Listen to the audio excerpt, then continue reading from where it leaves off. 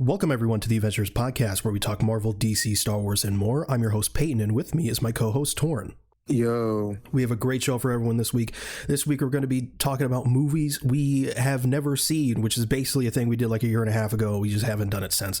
Basically, it's like movies that people would consider us batshit crazy for not have seen before. Like last time, I think we did like Parasite and Reservoir Dogs or something like that, like some classic ass movies that it's like, you haven't seen that? What's wrong with you? So we're going to be doing that. We also have the news of the week. There's time codes in the description in the show notes. If you want to jump around, you can do that. And let's just get right into the news. So some Star Wars news. The director of both Jedi Fallen Order and Jedi Survivor has left EA. Damn. Yeah, that's tough. That's rough. Yeah, because the game series is supposed to be a trilogy. At least that's the idea, and I'm pretty sure they're already underway on the next game. And I don't know, you left EA. I don't know, kind of scary. It'll be fine, probably, maybe. Let's just say it's fine. Hopefully. Next piece of Star Wars news. Now this one's huge. Steven and Donald Glover's Lando series is now being turned into a movie. Ooh, we're gonna be seeing our boy on the big screen. I know, like a Lando project on like in theaters. That's something that's like I never would have thought that. Yeah, I never thought that was gonna happen. Especially we got, not only is Donald Glover, the lead, it's Steven Glover and Donald Glover are writing the damn thing. So it's like we're gonna get something special here. Yeah, we're gonna get something with like Atlanta vibes in there. That'd be crazy. It's an invisible Millennium Falcon. The invisible Millennium Falcon, dude. Dude, that shit is fucking hilarious. For some DC news, we got our first trailer for Kite Man Hell Yeah, the new animated series spin-off of Harley Quinn. It's just a little teaser trailer, and it's Kite Man. That's what it is. We also got a trailer for Aquaman and the Lost Kingdom, and I don't know, man, it looks pretty good. It looks like pretty solid. One thing I have, it's like a very, very minor complaint. I feel like Aquaman's suit is way too it has like so much texture to it. But other than that, like I think the movie looks pretty solid. You want him in spandex? What do you want? What I want? I don't know, dude. I don't know what I want from an Aquaman suit. It's just, I think it looks as good as it could be with. I mean, they're going for like the bright colors and accurate, I know that. Whatever, without trying to make it look ridiculous. I mean, I get it, but yeah, I think it looks fine. What I'm really excited for is Amber Heard. Oh my god! Also, she has like little screen time as possible, dude. Hopefully. Also, he's a dad now. When that happened, yeah, I guess it's just a new thing that's just in the movie. Well, I mean, it's not gonna matter after this. It's gonna get rebooted. So true. Little kid's gonna be gone to oblivion. We also got Black Manta, of course, who seems to be the main villain in this, and he looks incredible, so good. So I'm so glad that he's getting another shot, because he was way underutilized in the first Aquaman. Underutilized and probably still the best part of that movie. Yeah, which is crazy, but yeah, it looks decent. I'm cautiously optimistic because I also thought the first one looked decent. So I guess we'll see. But we got some Marvel news here. This is according to My Time to Shine. Sam Raimi is Marvel's first or top choice to direct Secret Wars, which that'd be incredible. We like crazy. Multiverse of Madness. Yeah, so, I can't say the same about like, another good percentage of horrid MCU fans, but I mean, more for us who actually did love Multiverse of Madness. Yeah, and Sam Raimi's, peaked. Come on, it's Sam Raimi, man. And it's like, I don't think he'd go full on Sam Raimi if he was doing a Secret Wars, but like Doctor Strange makes sense to go full Sam Raimi, and he's always wanted to do Doctor Strange. Regardless, Sam Raimi I think would be an incredible choice, but according to Daniel RPK, another top choice is Alfonso Cuarón, who directed Gravity. Okay, yeah, And that sounds cool. And I think when we're getting this information, this is definitely like Marvel's like wish list. I don't think they've actually talked to these directors, because Alfonso Cuarón has been like very outspoken against superhero movies. So I think Kevin was like, hey, maybe this guy, and someone heard that and was like, leak that. But yeah, I think I'd rather have Sam Raimi, to be honest. And also Sean, I still don't know which way to pronounce his last name. Sean Levi, the dude who's doing Deadpool 3, is also a name that's being thrown around. The way that Deadpool 3 is looking, based on like rumors and stuff we've heard, and the concept of this movie, if it turns out really well, Sean Levi could be a genuinely good choice. Most definitely. But I guess we'll see. But last piece of Marvel news before we get into the topic. This is according to My Time to Shine again. This is probably the worst news probably we've heard all year. And what is it? What is it? September? Like, God, this is tough. The El Muerto movie is officially dead at Sony. Oh, Jesus.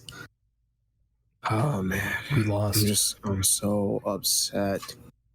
Yeah, Bad Bunny was like, he's not attached anymore, and then now it seems to be axed, unfortunately. Yeah, I really wanted to see more of Bad Bunny. Like, after his flawless performance in Bullet Train, I was like, I need more, and I need it in the form of an obscure Marvel villain solo film, right? Made by Sony, and it's crushing. Honestly, I was looking forward to this more than Deadpool 3. And Kang Dynasty, and Secret Wars even. Anyway. And Fantastic Four. Yeah. But yeah, that's it for the news. Sorry to leave it on such a downer, but, what are you going to do? Let's move on to our topic, which is movies we haven't seen. You want to start first? What do you want to do? Sure. I'll start first. Let me pull up my freaking handy dandy letterbox with my beautiful bio. If you're a patron, you have horrible takes. So yeah, I'll start first. Movies we haven't seen.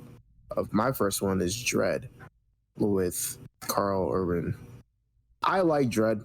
Dredd is pretty solid. It's definitely a product of his time, but I mean, you can't go wrong by that. By like, okay, so like a product of his time, meaning like some of the effects I can tell that are like, very, like, how can I explain it?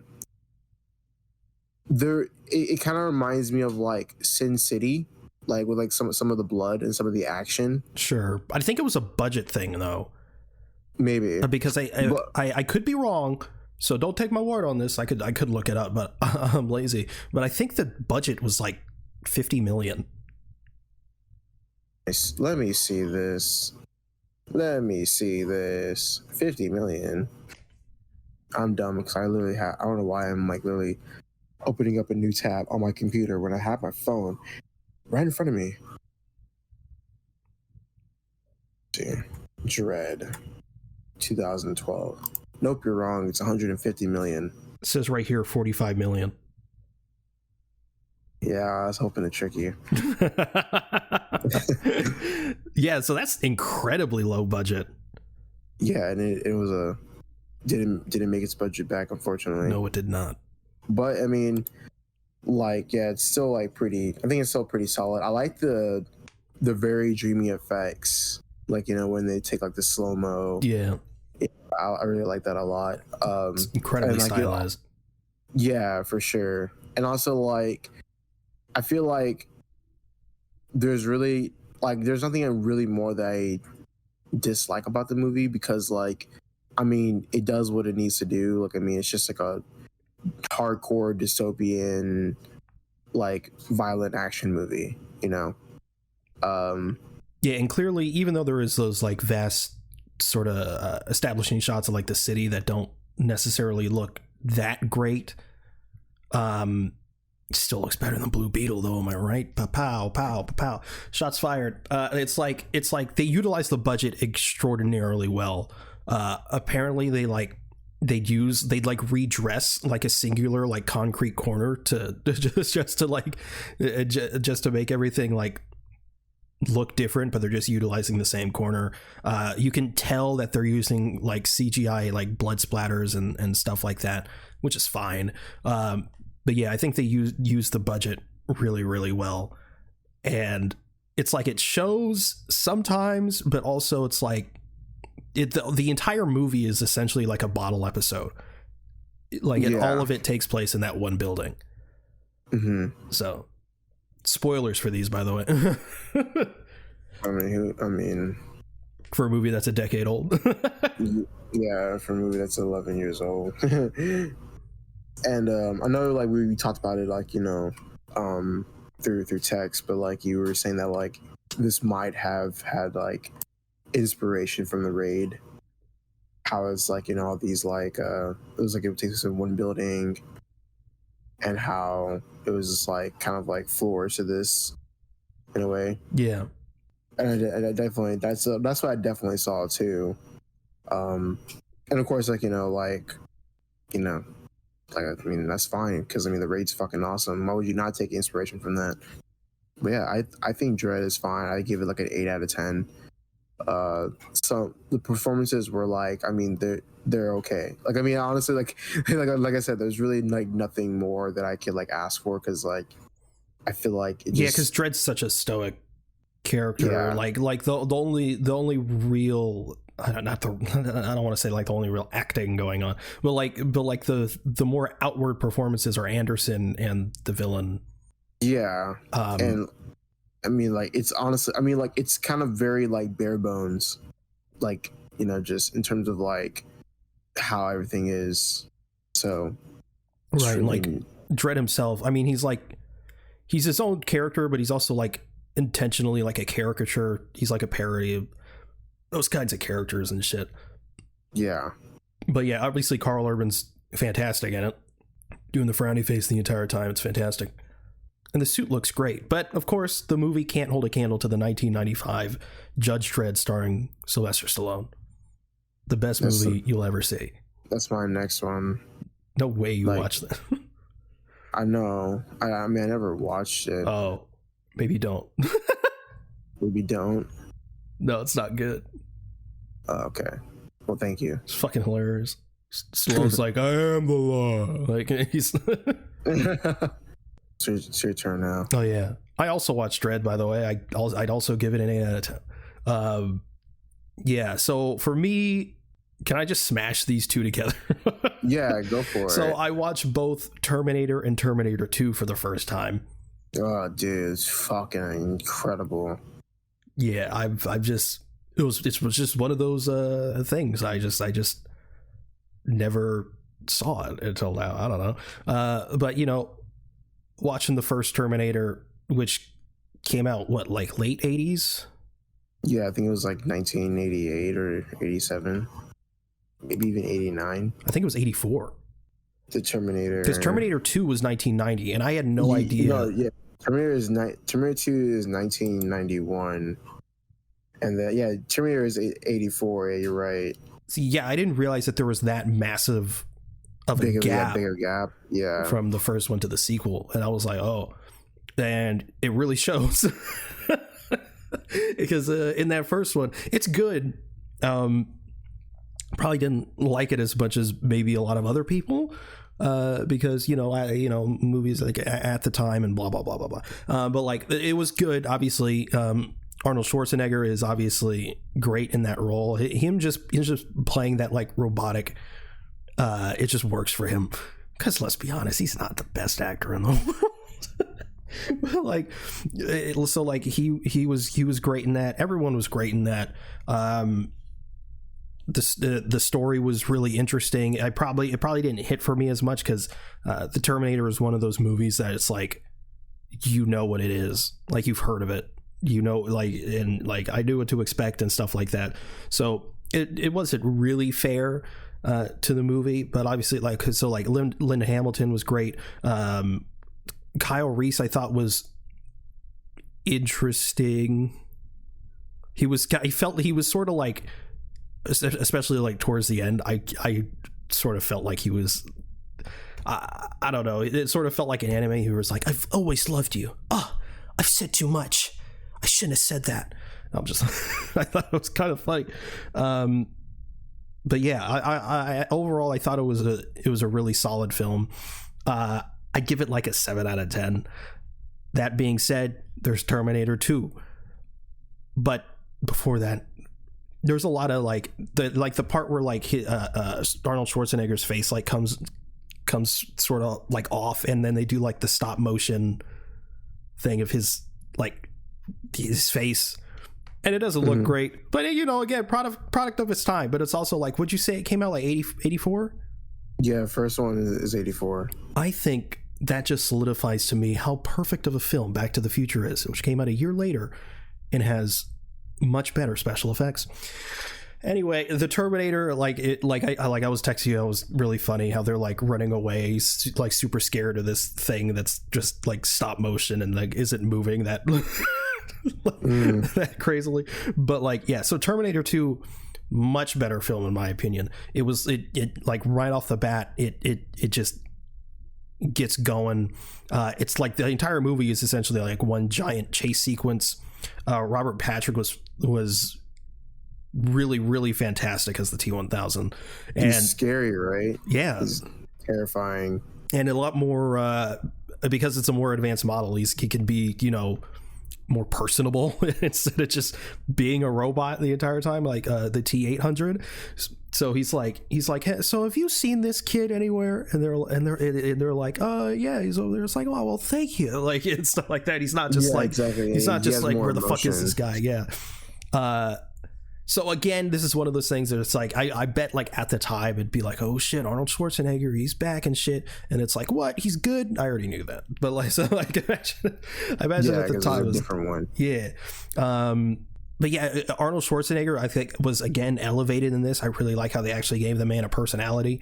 And his relationship with John Connor, I thought was really, really cool and really, really sweet, especially towards the end there. And this is one of those movies I've seen like in clips, but I've never seen like the entire thing. And obviously there's like iconic moments like the thumbs up going to the lot, like who doesn't know that, right? Yeah. But like for 1991, you said this release, right? Yeah, 91. For 1991, man, unlike the first Terminator, whoo, these visual effects, my God. Have they aged? Yes, but the fact is 1991 is fucking nuts. like some of those effects with the T-1000 are just phenomenal. Specifically the one where he like goes through the bars and it's like the liquid is sort of like sticking to the bars and it's like can't get stuck. No, that's just sick, bro. Super good. And also like obviously like the blade hands and shit. Mm-hmm. One of the coolest parts was when he was disguised as also the dude can shapeshift, so that's new. He was disguised as one of the foster parents, and he just fucking shanked the foster dad and like threw the milk and then threw his head. Yeah, it's fucking amazing. I was like, God damn. One of my favorite parts of that movie, like in showcasing like, you know, his abilities, is like the one of the warden officers is at a vending machine and he just melts upwards from like the floor and like shapeshifts a guy. And dude, that's just like one of my favorite moments in that movie. It's so cool. Yeah, it looks so good for 1991. Yeah, it looks super believable. Like really impressive. Like I can't even tell you like how Terminator 2 like impacted me, because like when I watched it for the first time, you know, as a kid, I thought that like my parents like weren't real and they were like T-1000s. What? Something like that. Yeah, I thought like some people in my family were like T-1000s. Bro was scarred. Dude, because they would act like a certain way. Like sometimes they'll act like a little too nice, or like something would happen and I'm like, are these like real? This motherfucker's a robot. Yeah, right. So that's what happened to like that's what happened to me. It's fucking crazy. But like once they sort of like get rid of the T-1000, not really, but like the T-1000 like sort of dips for a bit, and then they go through all that shit with Miles Dyson.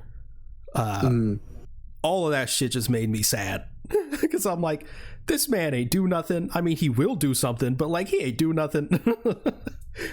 Like, and like fucking Sonya Blade's coming about to like shoot his ass and shit. I'm like, bro's just chilling with his family, leave him alone. And then he gets shot, and then they get the man blown up. I'm like, come on, man. Like, leave the man alone. And then you go to the sequels. It's like, okay, cool. So he sort of, in a way, died for nothing because all this shit happens anyway. I'm like, that's tough. Come on. It was cool though how the way he went out. He was holding the part of the thing and like let go when he died and detonated the entire thing. So that was cool. Also, but that entire sequence when they actually invaded the building and Terminator's just wrecking shit. He's got the minigun just not tearing through people because John Connor told him not to kill anyone, which is some pussy shit. John Connor, he should have shredded everyone. That'd have been way cooler, but whatever. Oh, you gotta be a kid. Oh, no killing. Pussy. Anyway, like, yeah, everything about the movie was as any sequel should, is just a lot of what you love from the first one, just incredibly elevated, and it did that incredibly well. And now I understand why some people like to call T2 one of the best sequels ever made. I get it. Would I say it's one of the best sequels ever made? I mean, from a technical standpoint, absolutely. As a movie, maybe. Honestly, like it's a huge step up from the first one, in my opinion. But like, yeah, I think I'd give it like a 9 out of 10. It's fantastic. Yeah, I to me, like, I think like Terminator 1, Terminator 2 are so like they're super fucking equal to me. Like it's like crazy on how like they go hand in hand. Also, you want to know something? Speaking of gaps, guess how big the gap is from T2 to Terminator 3? 91. 12 years. God. Came out in 2003. Wow, all those years just for a disappointment. Yeah, it's crazy. I mean, it has a 70% on Rotten Tomatoes. Nah, so, I mean, might be solid. I mean, I haven't seen Terminator 3 in a long time, but I remember like the TX, it's a woman. Yeah, I remember that. And then I like Salvation. I don't know, I liked it. Isn't oh wait, no, I'm thinking of Genesis. Never mind. I haven't seen Genesis. And then like I know Dark Fate. Dark Fate is pretty solid, but it like you'll see how it affects like T2 because in a bad way. No, I mean like because you said it retcons something. It kind of like retcons like what happens afterwards. So like you'll see what happens. But in a way, wasn't it already retconned? No. Oh, all right. Because what I've heard is obviously T1, T2 are fantastic. Terminator 3 is horrendous. I've heard Salvation is the worst one. And I've heard Genesis is bad. It has cool ideas, but it's bad. And Dark Fate's actually good. Mm. I think because I know I've seen a clip of a more recent Terminator film, and I think it was Genesis. I think it was, but obviously I haven't seen any of them, so I don't know. Yeah, because I remember seeing the beginning of Dark Fate because someone like, I mean, I think there was there's a clip online. And the like literally like the first 5 minutes is kind of like what happens like after T2 in this sort of movie. I think I know that because I've seen stuff from the trailers, which when it was coming out like 2019. Yeah. And I remember seeing the trailers. And I was like, this looks fucking fantastic. I'm not gonna lie. I haven't seen any Terminators, but I'm like, this looks cool. And it's Tim Miller who did Deadpool. And have you seen Bro's track record? Bro's track record is like immaculate. I don't think he has a single like rotten quote unquote movie. Tim Miller. Oh yeah, Tim Miller is pretty solid. Yeah. Yeah. So like, Bro knows what he's doing. He should probably get more stuff to direct. But yeah, so I think I've seen the stuff from the trailers, which I think looks sick. And then there was a clip I saw somewhere, and I know it was from Dark Fate, but I don't know. It's like one of those things. It's like in my mind, it's hazy. but I do want to see it. But I was gonna watch it yesterday, but Mortal Kombat 1 came out. My plan was I was gonna wake up, I was gonna do my homework, so I didn't have anything to do for the rest of the day, and then I was gonna watch Dark Fate, and then I was gonna lead into Mortal Kombat 1. But like, I woke up a little later than I wanted to, and then my homework took longer than I wanted it to, and then by the time Dark Fate would have been done, it would have been like 1 or 2 o'clock, and I'm like, damn, that's 2 hours I could have been playing Mortal Kombat 1. Anyway, yeah. But, fantastic game, by the way. Might talk about it later, but yeah. So like again, Terminator 2, fantastic. I think I'd give it a 9 out of 10. That the ending, I thought in particular, was done really, really well. Especially compared to the first one. It's like they just for a lot of this movie, pretty much in the beginning, in the middle, and the end, there's something that directly parallels the first film, but it does it better in some way. So yeah, the ending, they're going through all the mechanical stuff, and which again is similar to T1. It's just really good. And obviously you got the iconic, little thumbs up there. And the T-1000, the only time, because again, you got to judge sort of the effects by when it was made and when it released. The only time I thought the CG on the T-1000 looked bad was he was like in the lava. And I think that's because they probably couldn't match the lighting with fucking lava to this metallic thing at the time, because everywhere else it looked phenomenal, even when he was coming out of the fire. But with like burning white hot lava, it didn't match that well, and I thought it looked off. So that's like the only time where I was like, but yeah. Anyway, incredible movie. My next one is They Clone Tyrone. This movie is fucking crazy. Like, and it's funny because the whole like blaxploitation like thing was super fucking well done in this movie. Like, you would have thought that this was like made like in the 70s, and like it has this whole 70s vibe until they mentioned like Bitcoin and like HBO Max. And so it's like, okay, this is present time. Yeah. But this is super But insane. Also there's like clearly like a film grain. Yeah. You see the film grain. You see really like harsh film grain. Yeah, and like you see like the little like black bubbles like over it. Yeah. Yeah, so I definitely can tell that there is something going on here, which is, I mean, it makes the look even better. But of course, at first I thought it was gonna be like kind of like a time loop in like sort of way, because like like he gets shot and then like he just wakes up, and I'm like, oh well, and it's kind of like a loop thing. But no, it went a completely different direction than I was hoping for. And I think like it's like super well done, like this like little like this Get Out-esque type of thing of like how they're cloning people that like live in like impoverished neighborhoods, and they're making sure that like they're kind of like not focused on like what they're really doing. It's really cool. It's like this really fucking cool thing, and it's super interesting. It's already taken like kind of like the Afro surrealism and turning into like a great concept. The performances are fucking amazing. Like, John Boyega has so much range in this movie alone. It's fucking phenomenal. Of course, I want to see him in more movies for sure. Jamie Foxx, who fucking, like, how could you not love Jamie Foxx? He's always fucking hilarious, dude. Except in TASM 2, where he was misused. Yeah, he's fantastic in everything, for sure.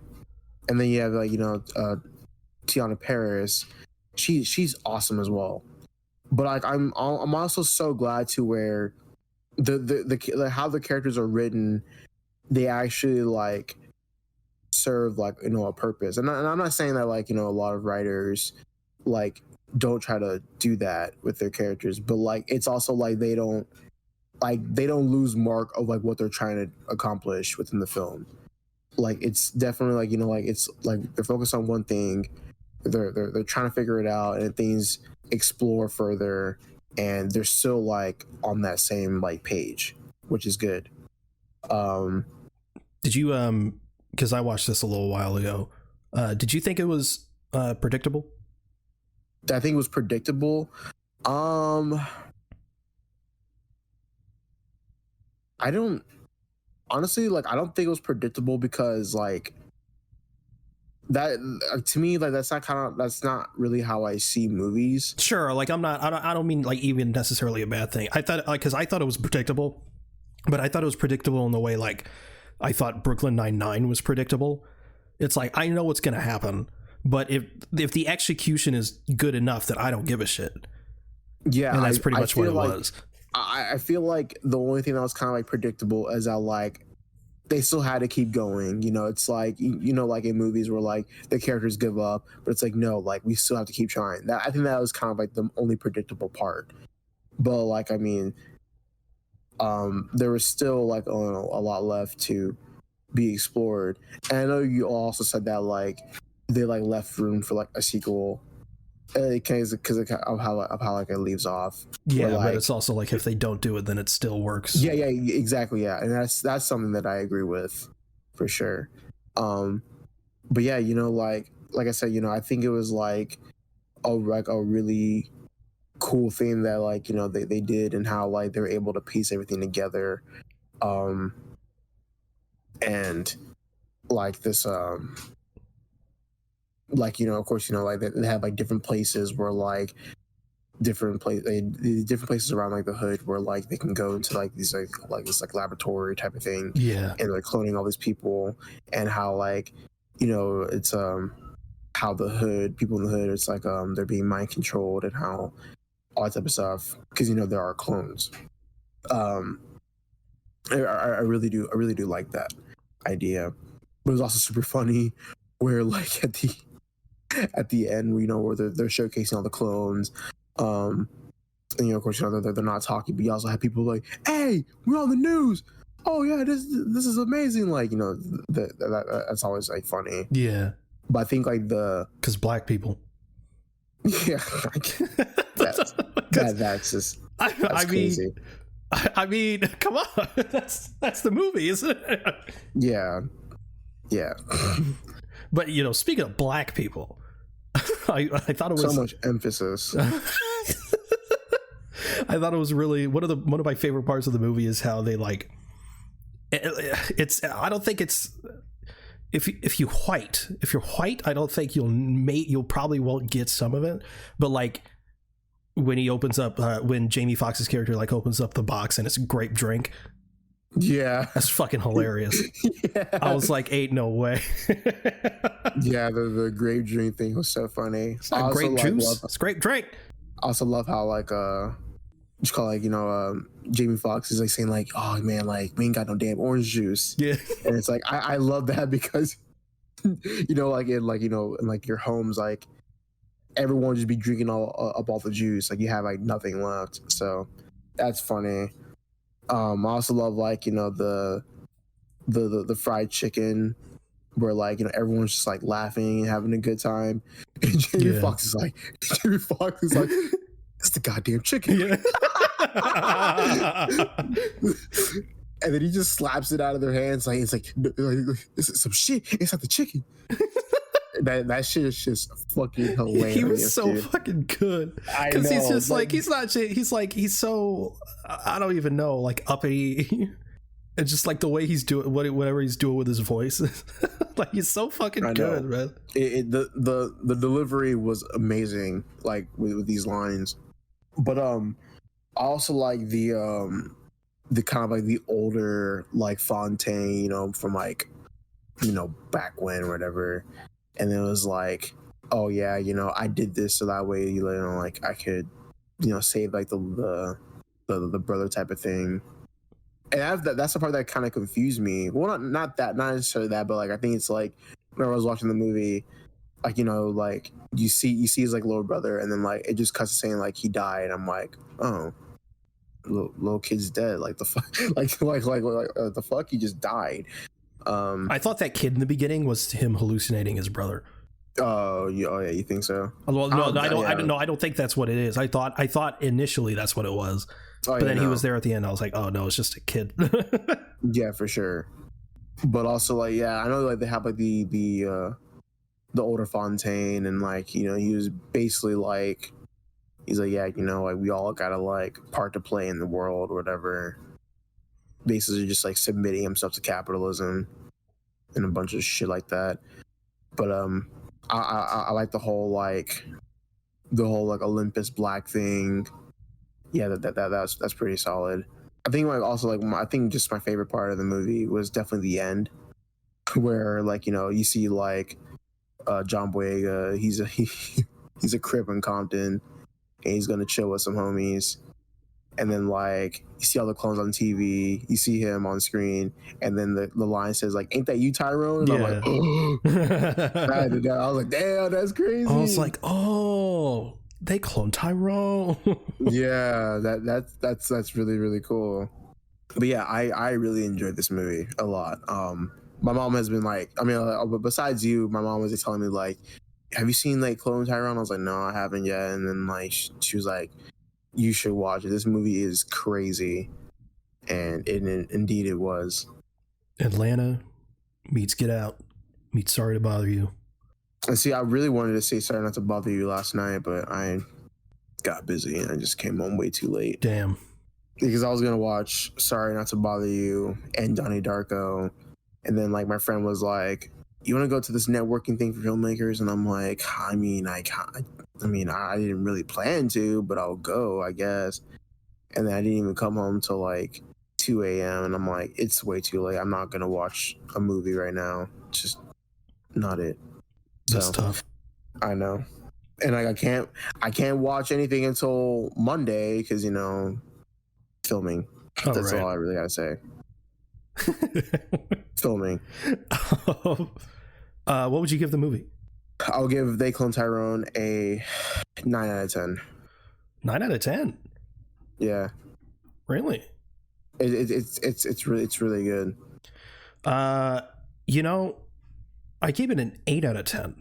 That's fair. But honestly, just talking about it, I think I'd bump it up after a rewatch. I think it's that kind of movie. Yeah, and like I think like also it's like one of the things where it's like just me like thinking about it. I mean, I think it's always like a good like thing to mess with, like, you know, just like Afro surrealism and like kind of like fantastical like realism like that. I think it's always a type of thing that's like really cool to deal with, and the fact that it includes like, you know, like a political message and a theme and like, you know, the look of the blaxploitation, I think that it adds a little bit more to my rating.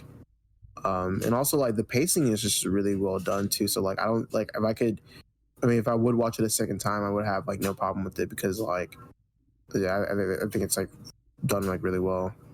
Yeah, that's it. And now I'm up. Yep. This is something we both watched. We both watched Crazy Stupid Love. Yeah. With you know, Steve Carell and Ryan Gosling and Emma Stone and what have you.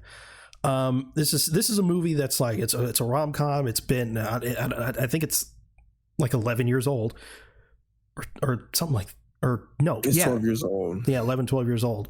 Because I remember looking it up. I was like, oh, this movie came out the year that Steve Carell left The Office. It's one of those movies that it's like when people bring up like, oh, what's the best rom-com? So it's always Crazy Stupid Love is always brought up. And I'm like, I'm not really a rom-com guy, but I like Steve Carell and I like Ryan Gosling and I like Emma Stone. So I was like, okay, I'll watch it. And god damn it, I really liked it. Like I liked it a lot. And obviously the highlights of this movie are Ryan Gosling and Steve Carell. They're essentially the main characters, but mostly Steve Carell's character.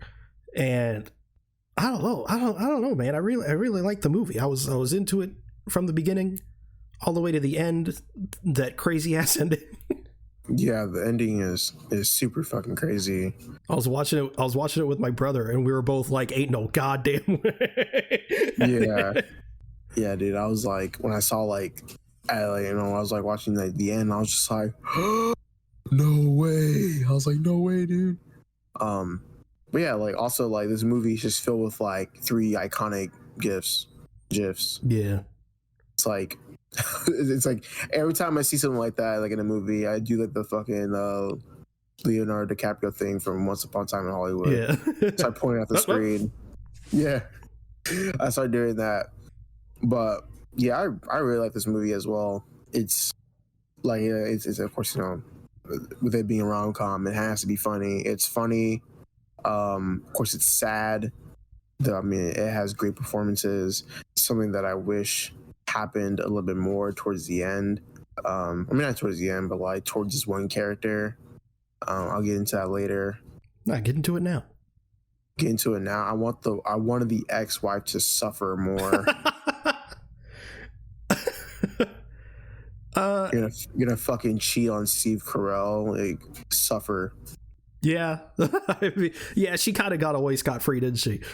And then like it's funny because I watched this movie and then I saw this thing on Reddit where it was like the question was like who's a character that, you know, like didn't really like suffer like or not, well, I wouldn't say suffer, but it's like who didn't get like enough like accountability for their actions or whatever. And then like someone brought up like the wife in this movie, and it's like she always plays herself like kind of like a victim. She never really takes accountability. Yeah, like the scene like after it's revealed that Marissa Tomei is their son's teacher, and they go outside and she's like freaking out and she says like, I know I cheated and I don't really have a right to be mad. I was like, oh, she gets it. But then he was like, Steve Carell was like, I've been with nine women. And then she gets like really upset. And I'm like, okay, but like, you cheated. Yeah. And it's like, you guys are essentially at this point separated. Like, what the fuck do you care? Like for all Steve Carell knows, you've been banging Kevin Bacon like every day. Like, yeah, exactly. And then it's like, though, yeah, the only person that should be really mad is Marissa Tomei, like, you know, rightfully so. But bro fumbled the bag with Marissa Tomei. I know he did fumble the bag with I mean, he didn't initially fumble the bag, but like, come on, bro. And then like, I know like it's not really confirmed like at the end whether they get back together or not, but it's like they do. Fuck that makes him another a pushover even more. You don't take back a cheater. Fucking hell. Hate that shit. Let me not get too mad. But I thought it was really funny when they were like doing the parent teacher conference thing, and they were like, where do you know her from or whatever, and he keeps avoiding the question, and she gets like more and more explicit with it, and then they get quiet for Steve Carell to explain. He's just like, she has an alcohol problem, and they're just like, oh, wow, that was really funny. There's just a couple moments in this movie where I'm like, okay, that's just Michael Scott. I'm 5 years sober, asshole. Yeah. but yeah, I really like the first act was like was one of my favorites because, you know, like you know, of course, rightfully so, Steve Carell is a very honest person in this movie, and you know they walk into the house. And then the babysitter's like, how's your night? He's like, oh, yeah, we're getting a divorce. And the kid's like, you're getting a divorce? Yeah, like, she cheated on me. And the wife is, like, stumbling over her words. And, like, you know. Would he just jumped out the car? Yeah, he jumped out the car. And he's like, I don't want you to talk about it. Yeah, it's like, I'll sign whatever you want. Just don't talk about it. Yeah, I'm like, honest. Damn, that's funny. That's sad, but it's funny. It's sad as fun, yeah. And then, like, you know, I love the part where he meets Ryan Gosling. He's like, you know, you've been talking about David Lindhagen for the past 2 nights I've seen you. And basically, he just tells him, like, dude, you gotta, like, get your fucking, like, get out of it, bro. That's who Andrew Tate wishes he was like. Literally. Speaking of Ryan Gosling's character, oh, God, he was fucking funny in this. He was funny. He was so funny, especially the moment where they're like, again, that gif where he's just like taken aback and does it like really like I don't even know how to describe it in words with it. But like, you know what I'm talking about, the gif where he's in the store and he has the sunglasses on. He's like how dare you, that kind of look. That was really funny. But like him and Emma Stone's relationship, this was like what, 5 years before La La Land. I find their relationship in this far more believable than I did in La La Land. Yeah, I was like, I actually felt like chemistry there in La La Land. It's like there was like chemistry, but it felt a bit more forced. Maybe that's because it's a musical. I don't know. But yeah, I thought that relationship felt very natural in this compared to that movie. Yeah, for sure. But I also have a question. Okay. Who do you think has better chemistry with Emma Stone? Ryan Gosling Andrew Garfield. or Andrew Garfield? It's Andrew Garfield. Andrew Garfield? 100%. Yeah, I can see that. For sure. I think about anytime like La La Land's brought up, a part of me is like, God damn, what if it was Andrew Garfield instead of Ryan Gosling? I just think that like fucking tick tick boom type of thing. Yeah, that'd be fucking crazy. Because like obviously he can do it. If we're being even more brutally honest, he probably has a better voice than Ryan Gosling. I think it would have been great. That would have been amazing. It was before Spider-Man though, or this one was. I guess they could have done it for La La Land, but I think number one, they wanted Ryan Gosling and Emma Stone to begin with, but also I think they, had broken up by then, and probably, I don't know. Regardless, Andrew Garfield definitely, they have better chemistry. For sure. But also like I think like what annoyed me was the kid. Only because the kid was like just massively pursuing like a girl who's almost a senior. Yeah, no, that little motherfucker was pissing me off. Like, bro, give it up. Jesus Christ. I'm like, bro. And then it's basically harassment at that point. Like, yeah, like seriously. And it was pissed because like she gave him the news at the end, which number one, ew. That's just weird. And number two, little bro don't deserve it. Yeah, he doesn't. And I'm like, dude, like that took some points off. I was like, nah, I don't like that. Yeah, I was just like, I'm like, that's creepy. But I mean, yeah, that's like the only like gripe about the movie. But other than that, like I think it's like really like fun. Also, I love how like like where Ryan Gosling reveals to Emma Stone that like, yeah, like how I get women to sleep with me is by watching Dirty Dancing. And it does a little thing at the end. Yeah. That's pretty cool. That's really funny too. And then like, I love how like he had to change your heart. Like, he just wanted someone to talk to instead of just banging women all the time, which is cool. I like that character development. I thought it was really funny how she was like, you have one of those massage chairs, and she was like, can I use it? And then it just cuts real quick to her using it, and then it cuts back to them in bed. I'm like, that was really good. That was so good. Yeah, that was awesome, dude. But yeah, you want to talk about the twist? Yeah, let's talk about the twist. Fucking that shit was fucking crazy. Because I was already like sort of like on the edge of my seat. I'm nervous because now the babysitter's dad thinks Steve Carell's a pedophile. and I'm like, I was like, oh no, this is gonna be bad. And then in comes Emma Stone. I'm like, wait. Because like part of me is like, where does Emma Stone fit into all this? Like at the beginning, because she already turns, she like kind of like declines Ryan Gosling at first, and then you kind of see her throughout, and you see her with Ryan Gosling again. I'm just like, okay. Speaking of Emma Stone, bro, her fucking before Ryan Gosling, that her boyfriend. Oh, bro was pissing me off, bro. Oh yeah, holy dude. Yeah, shit. He's a fucking geek. Imagine being such a fucking loser. Exactly. Fumbling Emma Stone, and when she was like, I thought you were gonna propose, and he was like, oh, I didn't think we were there in the relationship. I'm gonna have to take some time to think about where we are. Fuck you, bro. What is wrong with me? Emma Stone's friend was right, bro. Yeah. I was like, yeah, Emma Stone's friend's kind of a bitch, but then no, she was right. Yeah, she's kind of like the hidden gem of this movie. Yeah.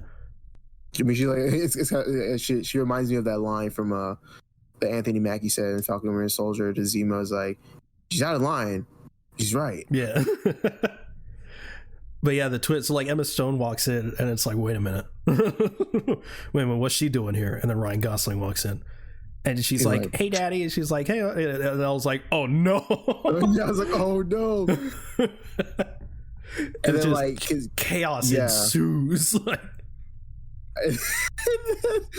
dude, oh my god! And fucking Kevin Bacon shows up too, and then you see the babysitter's dad. And of course, he starts getting on Steve Carell, and then like like when Kevin Bacon comes in, then Ryan Gosling was like, "Are you David whatever?" And he was like, "Yeah." He just immediately goes to deck him. I'm like, that's fucking awesome, bro. Ryan Gosling's character is a real ass motherfucker. Like the fact that Steve Carell's character is like pissed at him for obvious reasons, but he still like goes to defend him. Awesome, bro. That made me real happy. And then like I love like the whole thing. It's like you're seeing my daughter, and then the babysitter's dad, you're seeing my daughter, and then like the Ryan Gosling's like, I don't even know you. Yeah. That was amazing. Yeah, they're all fighting. It's like they're all like, and Ryan Gosling's just like, what the fuck is going on? That was really fucking good. That was just incredible. And then like the fucking what pissed me off about the fucking kid again. He's like he gets mad at Steve Carell. Yeah, I'm like, what the fuck is wrong with you, bro? Like, you're mad that your crush is like likes your dad. Like, I mean, I get it. Like that's got to suck. But that you're mad at your dad because she's into your dad, which is the thing that's weird. In no way did he show any interest towards her, because then that'd be like, what the fuck. But like, I don't know, like, the kid's fucking stupid. He pissed me off. He's the worst part of the movie. Yeah. Yes, I'm just like, bro, like, fuck off. But of course, things mendel back together in the end. Yeah, well, not initially, because then they go their separate ways, and then Ryan Gosling's in the bar, or Steve Carell's in the bar, and Ryan Gosling shows up, essentially like asking for his blessing, and he's like, says he'll never, and that kind of got me. I was like, oh, because he's like obviously Ryan Gosling character's evolved, he's changed, and Steve Carell's like, I see that you have, but I'm never. Like, my daughter. Yeah, basically was like, I know too much, and like, she's too good for you, type of thing. Like, that's rough. But then he accepted it anyway. It was fun. For sure, yeah. Yeah.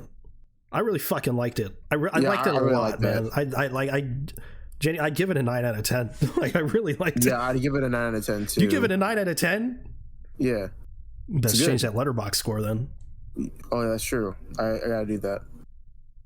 Wait, what did I put it at before? Did I put it at 4? You put it at 7. Did I? Oh, wow, I did. Damn. Can't count. 4. Save. There we go. But yeah, I liked it a lot. If it wasn't for that kid and that creepy shit with the fucking babysitter giving him news, I think it would have been a 10. Honestly, yeah. And if Steve Carell didn't fumble Marissa Tomei, but other than that, I mean, yeah, and if he didn't get back with the cheater, and I wish the cheater suffered more. Yeah, she really just like faced no consequences. Yeah. And then like after all that, like, yeah, she was still like going on dates with Kevin Bacon. I'm like, bro, fucking bitch. You get not Julianne Moore, but like the character. Yeah. Fucking bitch. Bro, if you're a cheater, you should fuking suffer, dude. I agree, but like, that's my take on it. Fucking bitch. But yeah, 9 out of 10. Is it my turn now? Yes.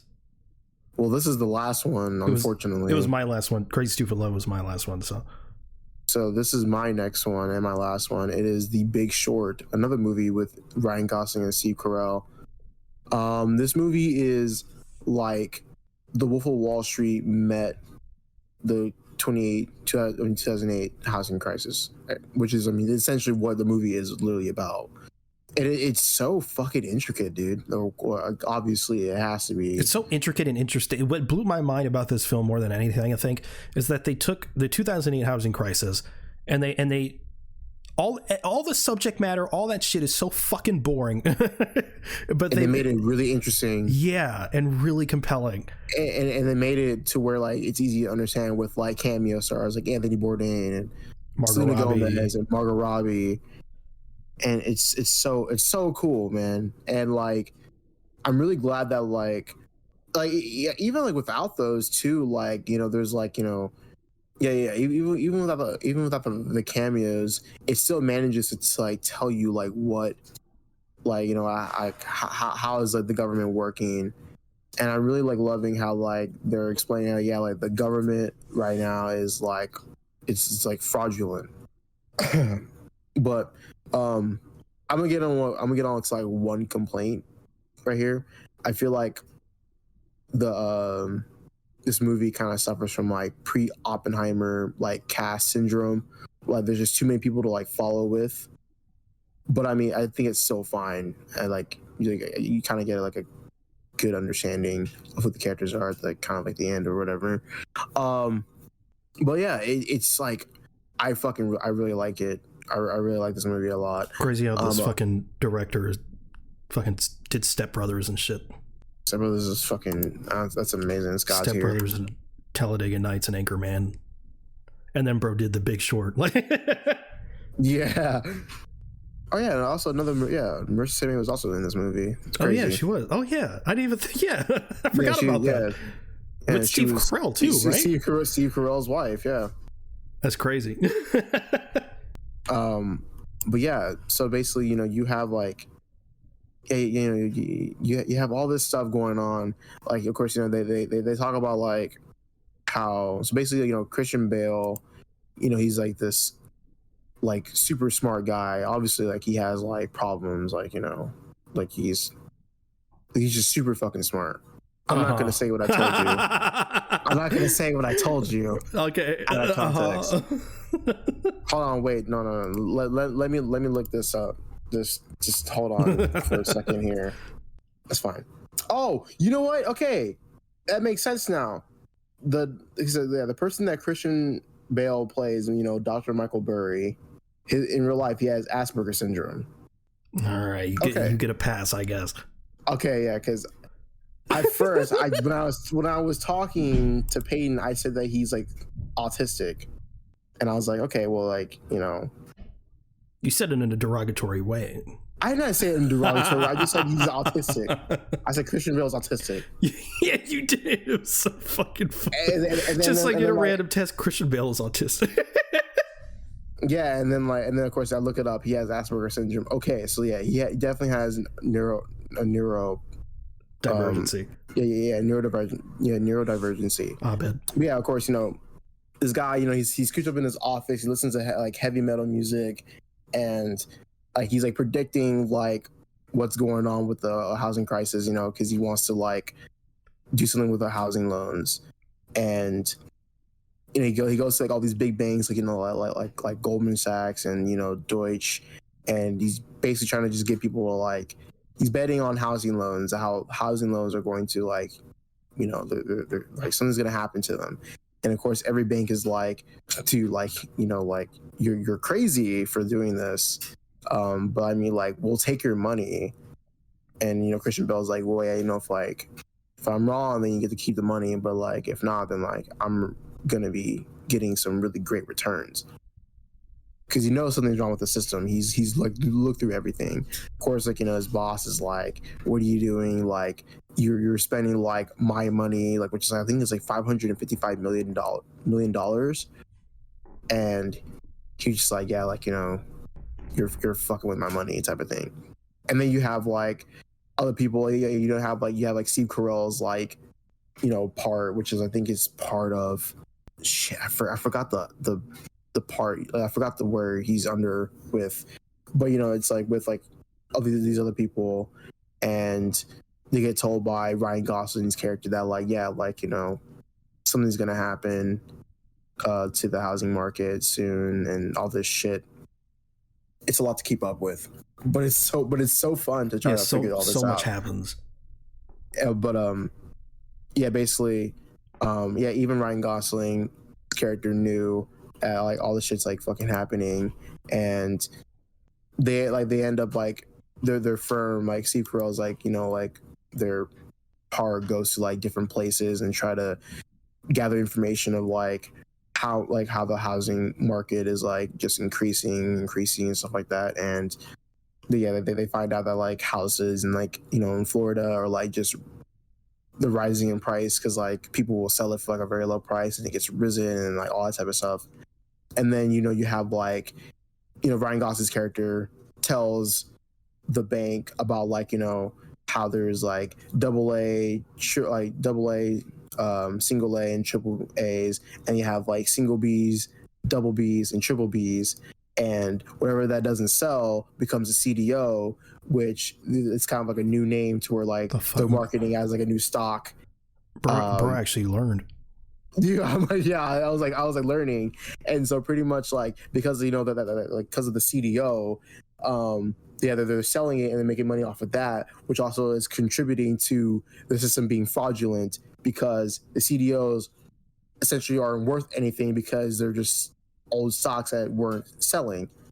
So then, you know, and then there's other people like, you know, you meet like Charles and Jamie Shipley or whatever, and they're people who are like they were in a basically working out of like a garage. I think it's called like Brownsfield, and you know they just kind of got lucky and they made like 30 million, but they wanted more money, of course, so they go to Brad Pitt's character Ben Rickley, who's a retired trader, and you know he doesn't like trading because like, you know, you're fucking with people's lives and shit like that. And you know, Brad makes him a lot of money pretty much throughout the movie. Yeah. And so they go to this convention that's in Vegas. Everyone in the movie so far, they go to this convention in Vegas where it's like the largest like convention for like these type of people who like do like trade and all that stuff. And pretty much what happens is Charles and Jamie, like, they pretty much bet on the U.S. economy by buying a bunch of like double A's, and like, you know, like pretty much like double A's are kind of like you know, they aren't the best and they're gonna like lose value. So they bought a bunch of double A's, and it was either double A's or single A's or something like that. They pretty much they bet against the U.S. economy, and they make a kind of like a shit ton of money. They're celebrating, and you know, Brad Pitt's like, don't celebrate, like you know, like, do you know what you just said? You just bet against the U.S. economy. Yeah. Like, and of course, you know, people are going to lose their jobs, and yeah. Like he said that, you know, I think like the 1% that goes homeless is like 40,000 people die or something like that. Something like at the end of the day, the people that are at the top are not. They're going to be fine. Yeah, like exactly. You're screwing them, but like they're going to be fine. Mm-hmm. And so there's that part, and then Steve Carell learns from another person that, like, you know, there's CDOs, but then like they're taking that CDO and they're making synthetic CDOs, which makes the system even more fraudulent because like they're essentially fucking over the housing market by, you know, they're tripling the loans, or not even tripling, they're like just fucking over the loans at some high rate. Because also Steve Carell learns that, like, you know, there's like this like lady who owns like a bunch of homes, but like her loans are like 200-300%. Yeah. So she's like fucked. And so yeah, like, and like also like keep in mind that Steve Carell's character is like, he's very virtuous. He wants to do like the right thing. He hates when people are getting fucked over because of like some like trauma that happened. But when he learns this, like when he learns that like there's just a lot more that goes into it, like he's just upset. And of course, you know, like going on through at the end of the film, one of the big banks are like they're shutting down. They fired like 3,400 workers. And I said that's just the start of it. And then, of course, you know, the 2008 like housing market, or the 2008 economic crisis hit. Lots of people lost their jobs, and you know, lots of people lost their jobs, lost their houses, and stuff like that.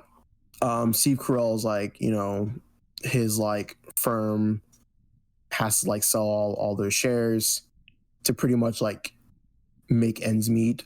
Like it's like you either, well, not really make ends meet, but it's like it's either like you sell or you don't. And like if they sell, they would make like $1 billion. And Steve Carell's character is like, if we share, I mean, if we sell the shares, and like we'll be just like them, like like hypocrites who are fucking over the American people. And like his character's like, I mean, his partner Vinny is like, we're not like them, but we have to do something. And he sells the shares, and pretty much like they go on to say that like, Ryan Gosling's character served as a narrator. It's pretty much like saying that like, well, I mean, the banks were fucked for a little bit, but like they just got all that money and they made like a kind of like, in a sense, like a new CDO. Yeah, that was one of my, it was sort of like my favorite part of the movie, where it's like the ending, and he's like, and then he basically had a voiceover that was like, and everyone went to jail and it was like all good, and he was like, nah, just kidding, everything's still fucked. Like, yeah. And he was like, all this like pretty much just happened, like like only one person like went to jail, and it's kind of like some interesting person of color too. They like, that was the fall guy. Yeah, so basically like, they sell the CDOs under a new label, which is like the bespoke tranche opportunity. So yeah, they just did everything they wanted to and just turned it into like a new name. But yeah, it's really interesting seeing how everything unfolded and like learning like new things about like how this thing happened. And the performances are just like so great. And it's kind of like this movie has such a quiet tension, because like, I mean, because like what's gonna happen, but seeing everything unfold like little by little is like crazy. Oh yeah, and also like I forgot to mention that Christian Bale's character, Dr. Michael Burry, he had to close down like his firm, like his side of the company, because like he, of course, the risk was just basically said like the loss was imminent, like there's really nothing that he can do, and so he had to close down what he did. Yeah. The only person that really had like a W was Ben Ricker, because like he just he said like, I think it said like he moved to like a farm with his family, and they own like an orchid, and they plant like a bunch of seeds. Yeah. And I think also Brownsfield, that's where Charles and Jamie were working with Brownsfield. I think they made like $200 million off of like the shares, because they were trying to sell them, and that's how much they made. But yeah, this movie was just, like I said, it's super intricate, and it's just like super darkly funny. Yeah, it's funny, but it's also like a great like learning experience, which is cool. Obviously, I learned. Yeah, you like learn words and shit. I don't know. I just let that shit wash over me. No, dude. Yeah, like I learned all that. Of course, I told it I wasn't telling it in a very different way, but still, I really liked it. I give it a 9 out of 10. I would also give it a 9 out of 10. Schmidt's in it. Yeah, Schmidt is in it, and he was also the people that are fucking over everybody. Yeah, he was fucking over people. He was being Schmidt. Yeah, he was being Schmidt. Karen Gillan is in this randomly. Yeah, she was. I was like, is that fucking Karen Gillan? Yeah, it is. Yeah, she was making out with somebody in front of the hotel. Yeah, and then one of the funniest bits was when Ryan Gosling was like with the Asian guy. He was like, he won like a math competition or whatever, and he doesn't speak English. He was like, actually, I do speak English, and I came second. And yeah, exactly. And then like it's funny because like, see, like, yeah, he's like basically saying like, yeah, like this person knows math. I like look at his eyes. Yeah, and then that was like that's racist. Yeah. That was just super fucking hilarious. That was really fucking good. I love those just like random like talking heads. Yeah. Also like loved how it's filmed. It's like filmed like in like kind of like this like mockumentary-esque style. Yeah, it's like there's talking heads, but it's not meant to be a mockumentary or a documentary. It's just it's very handheld, for sure. if you will. But yeah, handheld with like lots of zoom ins. Yeah, I really loved it. Yeah, it's pretty. It's almost like, yeah, it's meant to be like kind of like a POV in a way. Yeah, which is really cool. I really like that. It was super different. But yeah, we'd both give it a 9 out of 10. Yeah. And that was your last one, right? Yeah, that was my last one, yeah. All right, I'm going to talk about Mortal Kombat. I'm going to keep it brief because I know you got to go soon. But I'm just going to talk about the story. No spoilers, of course. But Mortal Kombat 1 released, and it's fucking fantastic. Oh my god, it's so good. The story, it's Mortal Kombat 1 because it's technically a reboot, but if you've been following the story, it's not a fucking reboot. It's a continuation of Mortal Kombat 11, and if someone goes into Mortal Kombat 1, did you play the DLC, the story DLC for Mortal Kombat 11? The story deal, yeah, I did. Okay, good.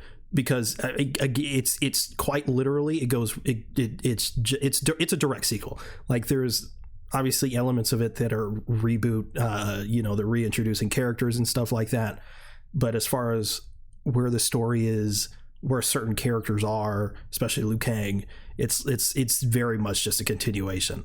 But yeah, especially the ending has, I was going to say it has little to do with MK11, but it does. But in the way that it's presented and the stuff that's going on is fucking nuts, which is correct, because I thought like MK11 was nuts. Whoa, they do some shit that I was not expecting. There was one part in the story where I wasn't jazzed about it because I was like, oh, are they just doing sort of a similar thing that we already got in like MK11? I won't say what exactly, but no, but they sort of flipped it on its head and did did a different thing, which I was really happy about. But yeah, it was really great. I don't know if I liked it more than MK11's story, because I really liked MK11's story. I thought it was better than MK9 and MKX though. And as far as the actual like game goes, god damn, bro, it is fantastic. It's so good. And I'm doing the invasions mode now. I haven't touched online because, one, I'm scared, and two, the invasions is just amazing. It's such a fantastic game. But yeah, the story's great, and I would recommend it. Ahsoka. Ahsoka episode 5, spoilers. So the episode might as well be done if you don't want spoilers. But Ahsoka, holy shit. That shit was fucking crazy from what I seen. Bro, oh my god. I was getting emotional. I didn't cry. I didn't cry like her friend Joelle did. Like a fucking loser. No, I'm kidding. But I got emotional during a certain bit. What did you see? I saw the flashback with Anakin and young Ahsoka, and I saw the battle between them in the world between worlds. So fucking good. That cinematography is incredible, gorgeous. And we talked about it a little bit in our group chat, but like, it's like Hayden never left, man. Exactly, yeah. Like, it's so crazy on how like he fits easily into that role. Like, of course, it's like when you see Hayden and Obi-Wan, it's like, of course, it's still like Hayden because, it's like Attack of the Clones. Yeah. But like, I feel like it just, seeing Hayden and Ahsoka works a little bit more better because, it's literally like, episode 3 type stuff. Yeah. And like Clone Wars. And that's like what everyone loves. Yeah, exactly. Because episode 2, I mean, it's episode 2, but yeah, definitely like in Obi-Wan, the Vader stuff worked a lot better. Yeah. God, that Vader stuff was so fucking good. Anyway, but like, yeah, seeing Hayden in episode 3 attire was great. It's like the sequels and sort of the Disney stuff has been criticized for it's been criticized for a bunch of different shit, but specifically what I'm talking about is sort of like the lightsaber battles and shit. And because everyone loves the prequel lightsaber battles, and I'm indifferent to it, but to each his own, I guess. But like, obviously like Ahsoka's fighting style is a lot more methodical, and so do you see like Sabine and like Obi-Wan and stuff like that, and it's sort of, I don't want to say Disneyfied, but yeah, I guess Disneyfied. But when Anakin comes in, it's Filoni. It's like he specifically said we got to do the prequel style choreography specifically for Anakin because we pulled him out of that era. I thought that was just fucking brilliant because he's doing, you know, all the sort of extra like lightsaber swings that aren't necessary, but like that's what they did in the prequels, and it's so good, man. Like he did the fucking twirl and the like behind the back and like like I was like, holy shit, like I just couldn't take my eyes off the screen, man. It was so fucking good. And then of course like there's the Clone Wars flashback. He's in the Clone Wars attire, losing my shit at that with the shorter hair. Holy shit, man. It's literally like, and it's like you see him and it's like great, but like even when it's like the back of him, just the silhouette alone, I'm like, holy shit, they fucking nailed it. And Hayden, you know, people like to criticize Hayden. People have been criticizing Hayden since the prequels released, and it's like, I've been saying Hayden Christensen is not a bad actor. He was just given horrendous dialogue. How is an actor supposed to sell that? Ewan McGregor had the advantage of, you know, having to mimic Alec Guinness and, you know, being an already established character. Hayden had to sort of create that, you know, himself, essentially. And so Hayden now having, you know, good dialogue, it was so fucking good. And then when it comes to the Clone Wars flashback, obviously all the Clone Wars stuff we've gotten, Hayden wasn't involved in. It was Matt Lanter who was giving a lot more, I guess, like personable, basically Anakin had a personality in the Clone Wars compared to the prequels. And Hayden literally brought that out for that sequence. He was a lot more brash. He was a lot more smiley even, and he was like in there. And then they had the bit where he was joking at maybe at a time where maybe he shouldn't have been joking or whatever, and Ahsoka clocked that, and like that's something like prequel Anakin wouldn't really do. Not that he didn't, because he's like, oh, this is where the fun begins and stuff like that. But it's like you see that so much more in the Clone Wars, and he brought out that side of Anakin during that sequence. He clearly, and I think he's talked about it before, how he did watch the Clone Wars and he likes Matt Lanter's portrayal of that character, and he clearly channeled that for that sequence. And then when it comes back to Revenge of the Sith Anakin, he's a lot more stoic and a lot more like he was in Revenge of the Sith, and he just fucking nailed it, man. And it was so cool seeing him back. And did you see the little Vader thing? Yeah, I did see that. That shit was amazing. Bro, both of them? Yeah. Okay, cool. So like, yeah, he's walking away and it does a little like flash transit. Oh my God. One of my favorite shots of, like it's so good. And then like when he's walking towards Ahsoka and he does a little like shoulder thing, like, you know what I'm talking about? Mm-hmm. Holy shit. And then it flat. Oh my God. It's so good. It's so good. I haven't like, man, Dave Filoni, bro. The man just knows what he's doing. The man just knows what he's doing with Star Wars. Holy shit. That shit just goes fucking crazy, dude. God, man. And there's so many like parallels and references. The fact that like Ahsoka was like, I'm not going to fight you. And he was like, I've heard that before. And a lot of people were like, oh, like Ahsoka and Vader's battle and Rebels. It's like, nah, fucking Luke in Return of the Jedi, and he's fighting Vader. He's like, I'm not going to fight you.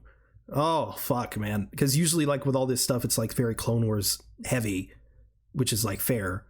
But like there's still that connection to the original trilogy when it comes to like Anakin. And it's, Hayden was so good, because when Ahsoka was just like, yeah, well, you kind of turned into a bad guy there for a bit. And he was like, is this what this is about? Like, really? He gets like upset, and then he's like, and then the lightsaber turn. Oh, fuck, man. I can't, dude. I can't, like, I haven't been this hyped about an episode of Star Wars since that episode of Obi-Wan, with the Vader fight. Like, Jesus Christ, man. It's so good. And as a series in itself, like, Ahsoka's been good already, especially like this episode and last episode, episode 4, just back-to-back bangers, man. Holy shit. But like, I don't know where the series is gonna go from here. Well, I know where it's gonna go, but like, I don't know. But our friend Joel is fucking freaking out about it. He said it's his favorite Star Wars series so far. While this is one of my favorite episodes of Star Wars, I don't know if the series as a whole will meet that. Andor is still easily top tier for me. But yeah, anyway, you got to go in a bit. So yeah, I'll end it here. Is that the show? That is the show. Thank you for listening to the Avengenerds podcast. If you want to follow us, we're at Avengenerds on Twitter. That's AVENGE Nerds, all one word. If you want to follow either one of us, you can reach me at @Zenith_ on Twitter. Where can they reach you? At Torn Guy on Instagram. Awesome. We also have a Discord if you'd like to join the conversation there. Those will be linked in the show notes. You can also check out our link tree for any additional links you may be interested in. You can also review the show on Apple Podcasts. If you leave 5 stars in a review, it would really help us out. Thanks again for listening to the Avengenerds podcast. We'll see you next week. Later.